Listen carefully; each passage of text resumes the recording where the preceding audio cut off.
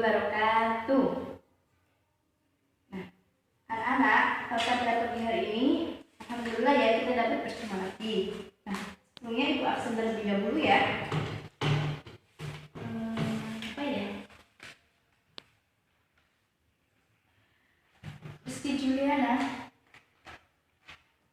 Elma Syarifah, Sumranto Nisa, Kurota Ayuni, Fatimah Syahroh. Nah, alhamdulillah dapat semua ya teman-teman ya. Nah, sebelumnya Ibu akan mereview pelajaran yang kemarin, yaitu tentang hijrah Nabi ke Mekah. Nah, Nabi itu hijrah selama 13 tahun di Mekah, tapi itu hasilnya sangat sedikit. Nah, nanti selanjutnya Ibu akan jelaskan kelanjutan dari hijrahnya ya, yaitu hijrah ke Madinah. Oke. Nah, anak-anak, untuk memulai pertemuan pada pagi hari ini, mari kita membaca bacaan basmalah terlebih dahulu ya. Bismillahirrahmanirrahim. Nah, untuk kesempatan hari ini, Ibu akan menjelaskan tentang hijrah Nabi ke Madinah. Apa aja? Nah, untuk memulai pertemuan pada pagi hari ini, mari kita membuka dengan bacaan basmalah. Bismillahirrahmanirrahim. Nah, anak-anak, pada kesempatan pagi hari ini Ibu akan menjelaskan tentang hijrah Nabi ke Madinah. Kalian tahu nggak apa sih yang latar belakangnya Nabi hijrah dari Mekah ke Madinah? Nah, hijrah Nabi ke Madinah itu yang pertama, sebab-sebabnya hasil dakwah Nabi Muhammad di Mekah itu sangatlah sedikit. Yang kedua, meningkatnya siksaan dari kaum kafir Quraisy yang semakin hari itu semakin kejam dan semakin meningkat. Nah, di posisi seperti itu, Nabi itu membutuhkan motivasi dan dukungan dari orang-orang sekitar. Contohnya, istri, paman, para sahabat, dan kaum-kaum yang sudah masuk agama Islam. Nah, pada waktu itu juga Nabi malah ditinggal wafat oleh istri beliau dan pamannya, yaitu Siti Khadijah dan Abu Thalib. Pada waktu itu Nabi sangat sedih. Nah, kesedihan itu disebut dengan Amul Husni. Nah, untuk menghibur Nabi dalam keadaan duka itu, Allah menyuruh Nabi untuk melakukan Isra Mi'raj, yaitu perjalanan malam ya. Itu terjadi pada tanggal 27 Rajab 621 Masehi. Nah, kalian tahu nggak Nabi Muhammad melaksanakan Isra Mi'raj itu mendapat apa? Ada yang tahu? Kasih tahu ya. Nah, Nabi Muhammad melaksanakan Isra Mi'raj itu mendapat oleh-oleh sholat 5 waktu.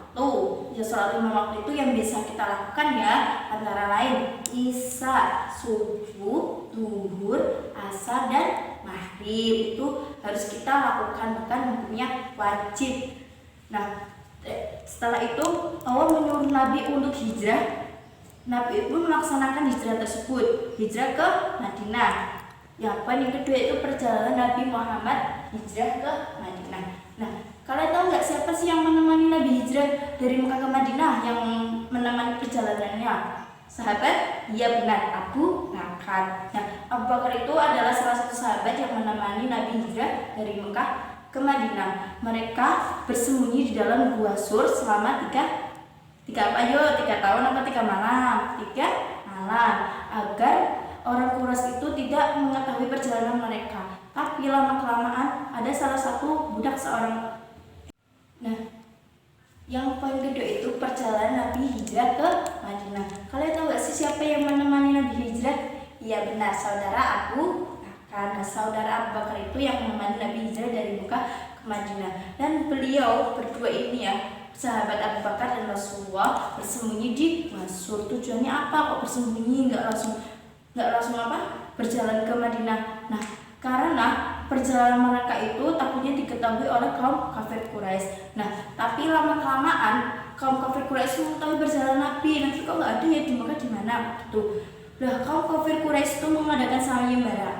Barang siapa yang menemukan Nabi akan mendapatkan hadiah yang besar, jabatan yang tinggi. Nah, salah satu budak yang bernama Suraka itu mengetahui perjalanan Nabi. Suraka itu langsung mengejar Nabi dan akan membawa Nabi dengan tujuan akan mendapat hadiah itu.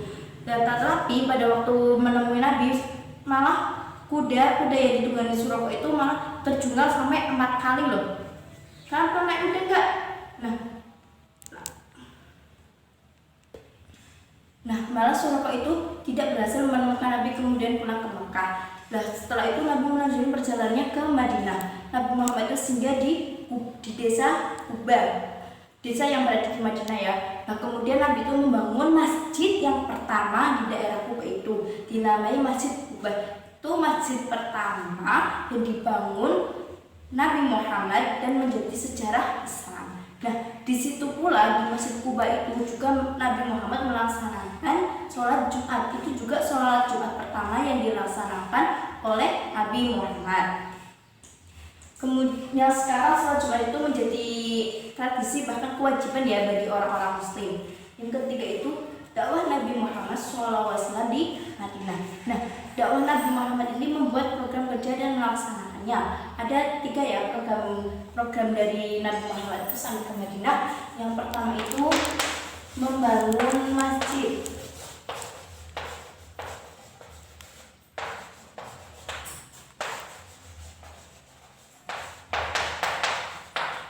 Membangun masjid. Nabi itu sesamanya di Madinah, Nabi Muhammad itu membangun masjid. Nah, tujuan dari membangun masjid ini apa sih? Nah, tujuannya itu untuk pusat pendidikan, pusat pemerintahan, sebagai tempat musyawarah untuk perkembangan Islam di Madinah.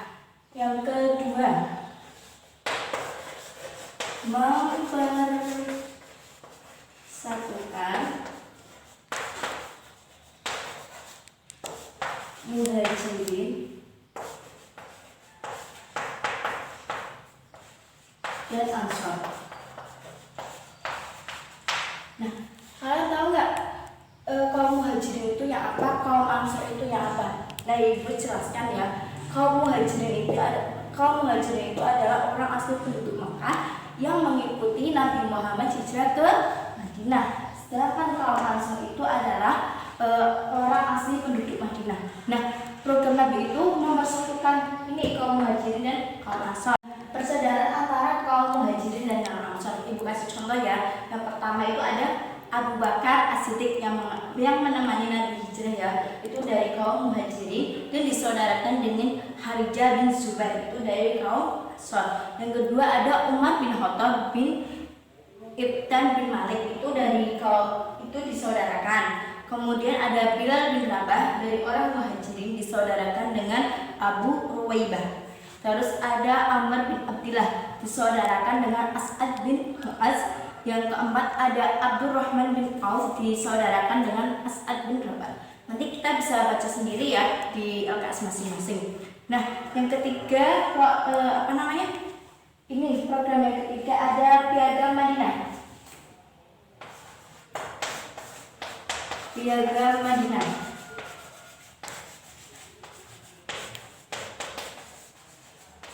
Nah, Piagam Madinah itu kedudukannya seperti kalau di sini itu ada Pancasila, ada Undang-Undang Dasar yang mengatur tentang pemerintahan. Nah, Piagam Madinah itu adalah salah satu program yang dibentuk Nabi. Piagam Madinah itu adalah Undang-Undang Dasar dan pemerintahan Islam yang menyakup itu seperti peri kemanusiaan, peri keadilan, sosial, toleransi beragama, dan gotong royong. Kalian tahu nggak isi Piagam Madinah itu apa? Dibacakan ya. Yang pertama itu kaum golongan Yahudi bersama kaum Muslimin wajib turut serta dalam peperangan. Yang kedua, kaum Yahudi dari Bani Auf diperlakukan sama dengan kaum Muslimin. Yang ketiga, kaum Yahudi tetap dengan agama Yahudi mereka dan demikian pula dengan kaum Muslimin, itu yang dinamakan dengan toleransi. Yang keempat, semua kaum Yahudi dari Bani semua suku dan kabilah di Madinah diperlakukan sama dengan kaum Yahudi dari Bani. Kalian sudah paham ya pada pertemuan pagi hari ini tentang hijrah Nabi ke Madinah? Apa ada yang mau ditanyakan? Ya udah, kalau kalian sudah cukup, nanti ibu berikan sebuah kuis ya. Nanti kalian silakan menjawabnya. Sekarang ibu bagikan ya kuisnya ini. Nanti silakan kalian tempelkan di depan.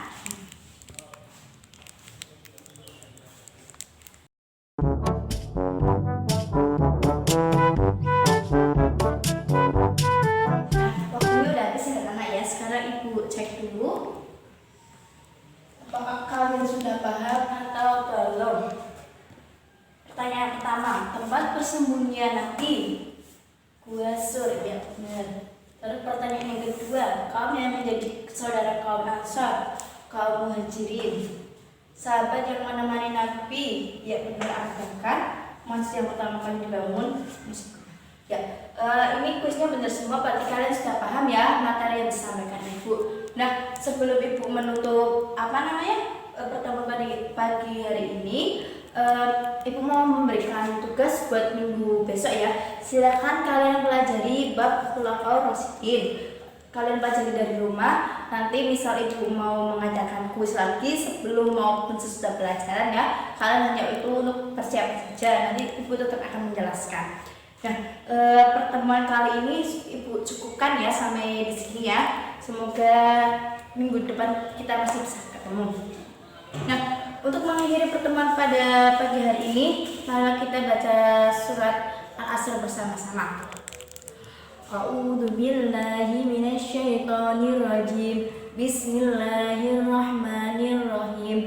Wal asri innal insana lafi husrin illa alladziina aamanu wa amilus sholihati wa tawassaw bil haqqi wa tawassaw bis sabri. Amin. Nah, satu lagi pesan dari Ibu, kalian jangan lupa belajarnya semangat lagi, lebih giat belajarnya agar bisa merangkul cita-cita kalian. Jangan sampai karena itu mengecewakan orang tua, karena biaya sekolah itu sangatlah mahal, lebih mahal dari kuota kalian ya. Cukup sekian dari Ibu ya. Wassalamualaikum warahmatullahi wabarakatuh.